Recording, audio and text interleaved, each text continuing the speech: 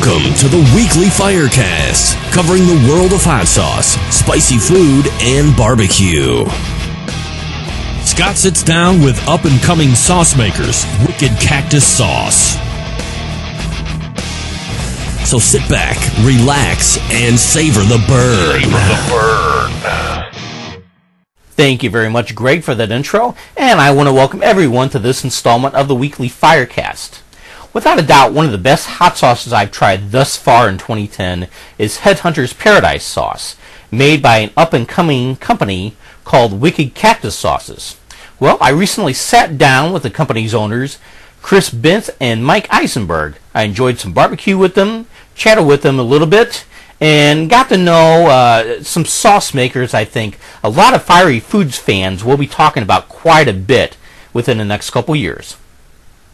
Okay, here I am with Chris Bentz and Mike Eisenberg of Wicked Cactus Sauce. They're a brand new company. They have a lot of good sauces out currently, and I'm here just to find out how they got started. So, gentlemen, how did you two meet? We worked together. We've known each other for about 3.5 years. Mm-hmm. We work at the same company, and that's where we met. Okay. So how did the idea of coming up with the sauces come about? Mike?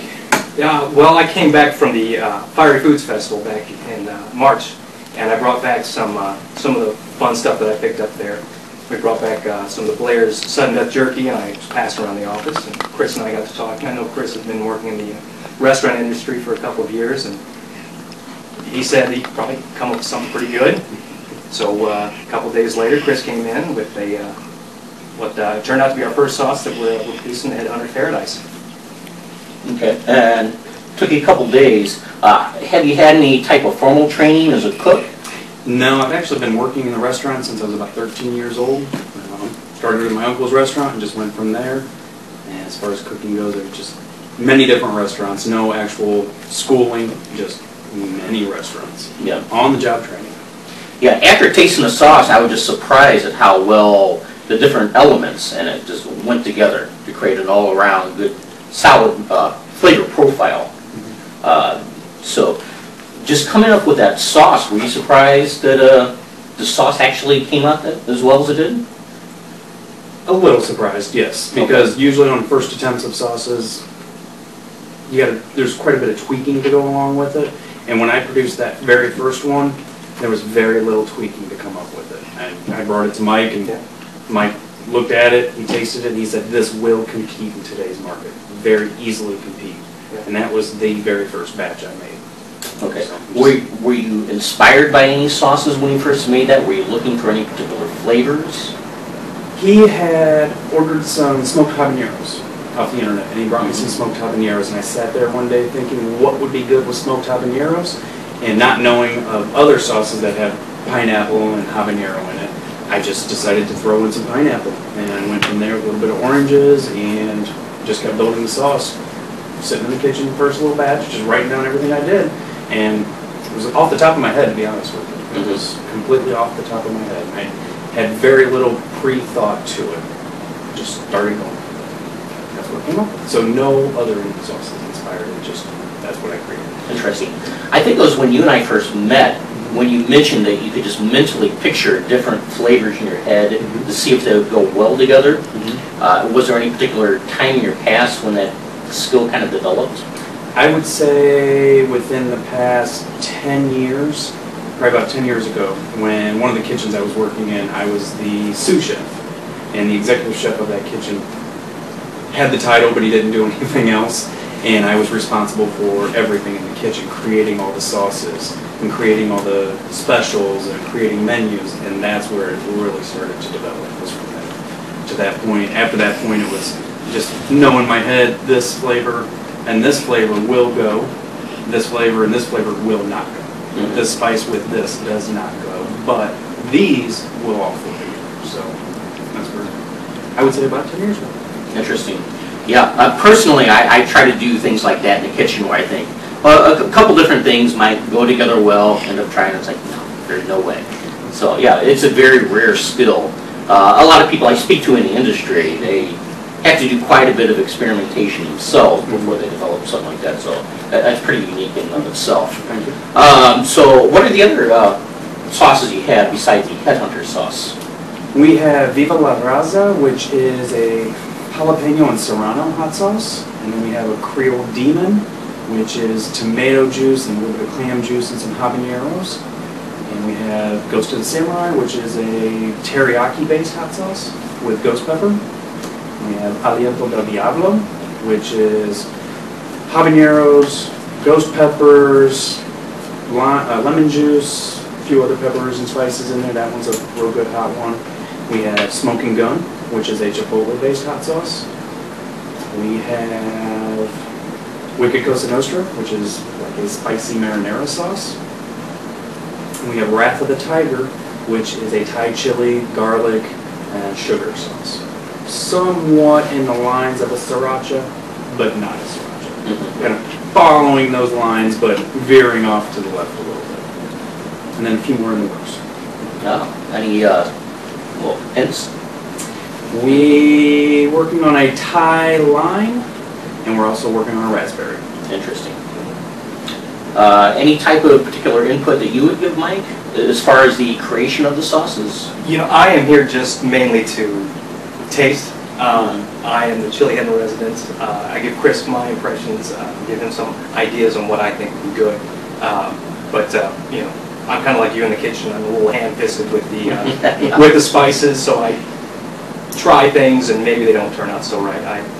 But I keep trying. So. Yeah. Okay. So how long have you two been chileheads? Mike's been chilehead much longer than I have. I've always enjoyed hot sauce, but just in the past year have been building up to where I'm at now. It's as a true chilehead, I would say I'm at the beginning stages and building up higher. So a lot of people say once you become a chilehead, you can't go back to eating things without the spice. Is that true in your case? Yes and no. There's many things that I eat a lot of hot sauce now. Quite a bit of hot sauce, but there are some things that I don't like hot sauce on. No.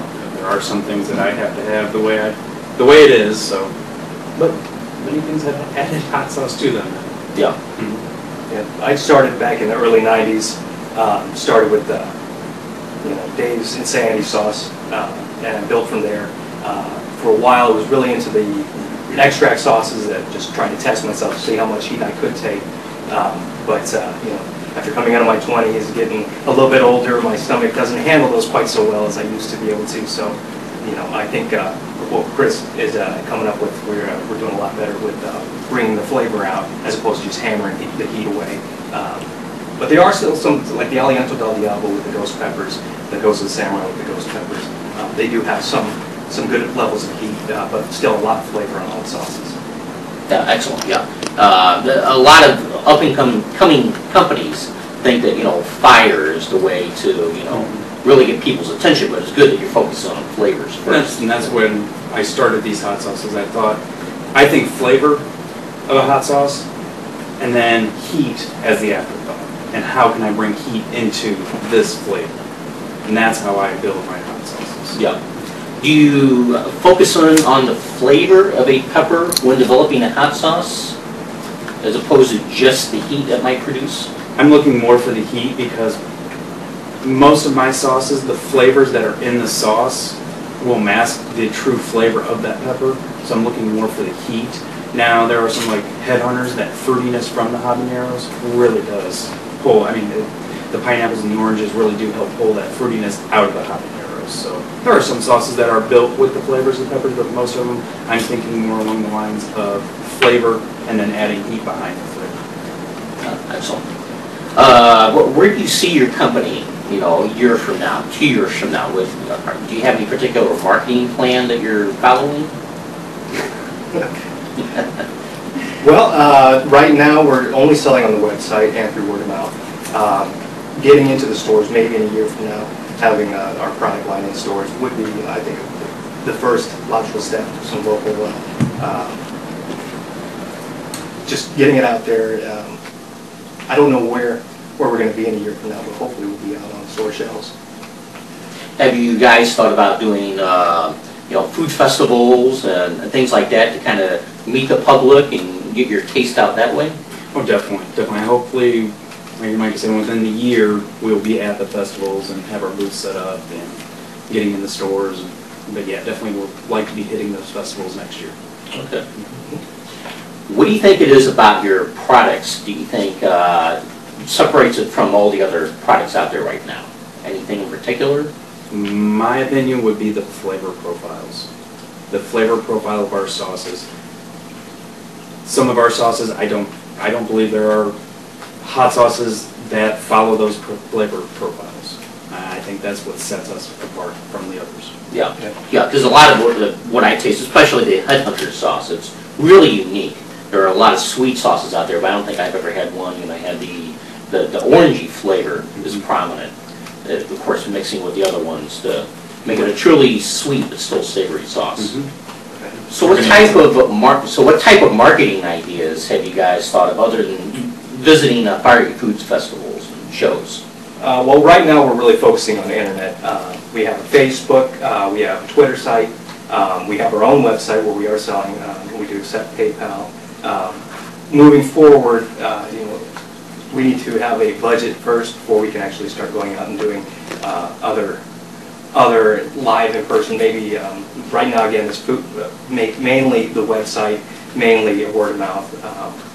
But yeah, hopefully we'll be able to have some funds. We'll get some sales off the internet, be able to build up the business a little bit, and then start moving out to some more mainstream marketing strategies. Well, it was great talking to you guys. I wish you the best of luck in the future. I have enjoyed what I tasted of your products and look forward to trying some of the other ones real soon. Thank you very much. Thanks, Scott. Okay, thanks. And I'd like to thank Chris and Mike again for allowing me to get together with them. That was a lot of fun. For more information on their sauces, you can go to wickedcactussauce.com.